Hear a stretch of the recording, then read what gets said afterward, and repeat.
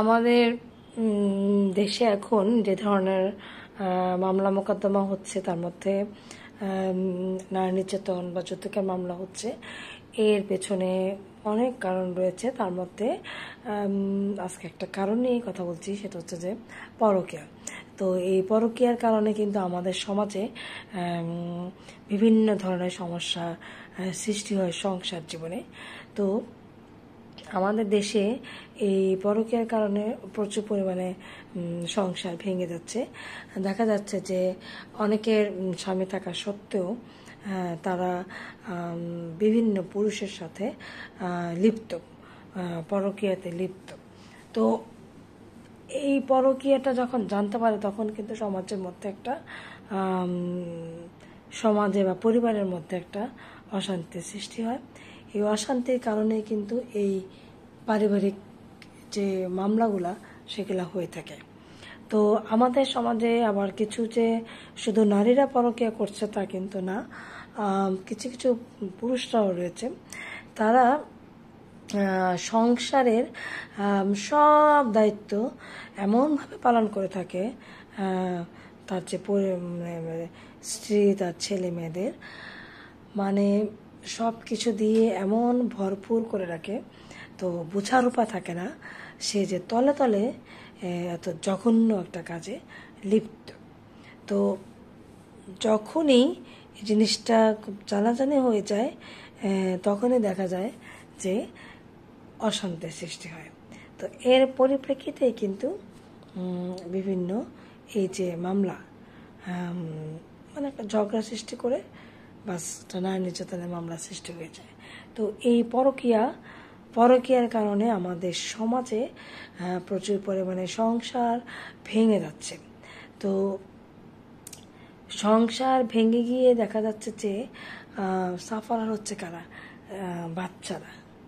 তো এই পরকীয়ার কারণে দেখা যায় মেয়ে তো ঠিকই একটা বিয়ে করে ফেলছে বা ছেলেও বিয়ে করে ফেলছে, মধ্যে দিয়ে সমস্যা যে উপনীত হচ্ছে সবচেয়ে বেশি সেটা হচ্ছে যে বাচ্চাদেরকে নিয়ে। তো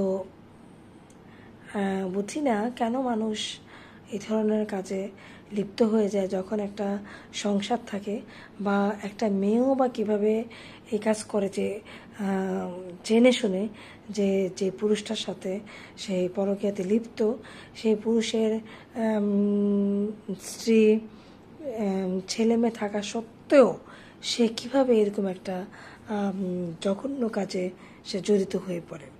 আর দ্বিতীয়ত যেটা সেটা হচ্ছে যে মেয়েরাও কিভাবে এই পরকীয়ায় লিপ্ত হয়ে যায় বুঝি না, যে যার সাথে সে পরকীয়ায় লিপ্ত, যে তার ঘরে স্ত্রী রয়েছে, সন্তানরা রয়েছে, সেই জিনিসটা জানা সত্ত্বেও সে পুরুষের সাথে পরকীয়াতে লিপ্ত হচ্ছে। এখানে আসলে যেটা সেটা হচ্ছে যে আমাদের দেশে এখন নৈতিকতার অবক্ষয় হচ্ছে, আর মানুষে এখন বেশি লোভ, মানুষের মধ্যে এখন বেশি লোভ জাগ্রত হচ্ছে, চাহিদার পরিমাণ বেড়ে যাচ্ছে, আর বিভিন্ন বিভিন্ন কারণে মানুষ আসলে এই ধরনের অনৈতিক কাজে লিপ্ত হচ্ছে। অনেক সময় দেখা যায় যে একটা মেয়ে ভালো থাকতে চাইলেও কিন্তু সে ভালো থাকতে পারছে না। তার যে আশেপাশে পুরুষরা রয়েছে, কর্মস্থলে থাকুক বা বাহিরে থাকুক বা যেখানে হোক, এমনভাবে কথা বলে, এমন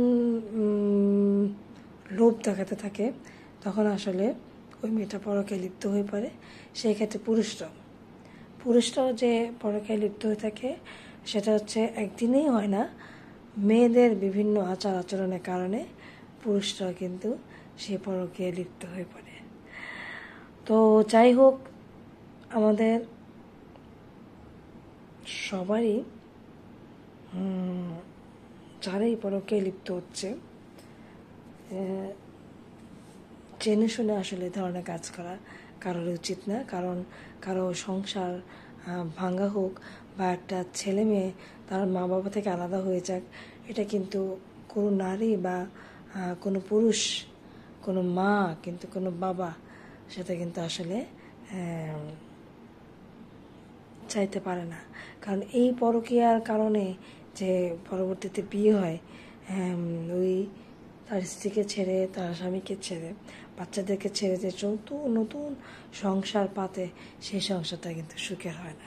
কেন হয় না জানেন? শুধুমাত্র ছেলে মেয়েদের অভিশাপের কারণে। তো সবাই একটু চিন্তা ভাবনা করে কাজ করলে ভালো। খোদা হাফেজ।